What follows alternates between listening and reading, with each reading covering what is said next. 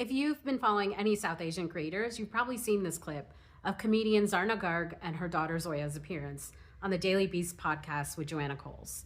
Give you a hot take. I mean, the Indian community loves Trump. It is what it is. The Indian community loves Trump. We don't. What the Indian community makes of Usha Vance. Yeah, I mean, I think Usha Vance is very aspirational, especially as a girl that's dating American guys. And I want to bring my journalist take on it. I'm Maithili Sampath Kumar, and I run the Export Quality newsletter over on Substack, bringing you news about and from South Asian Americans and Canadians. And for the purpose of this video, Indian Americans are those who are US citizens, since we're talking about politics and voting. But culturally and in general, I use that term to mean people who grew up here. Now, I do have my thoughts on the Second Lady, which I wrote about for Teen Vogue last year, and I have an opinion on her, but I want to bring some data into the conversation too.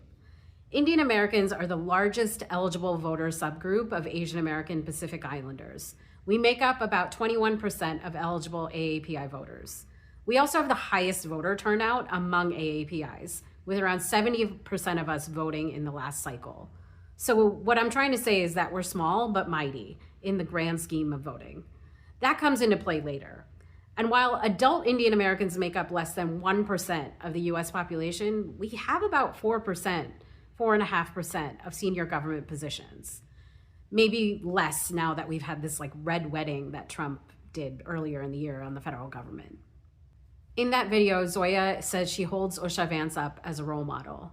And we know Zarna and her husband have said on previous podcasts, and there were some Instagram posts on her wildly popular account, that she does too. And also maybe holds Trump in that same light. They did vote for him in past elections.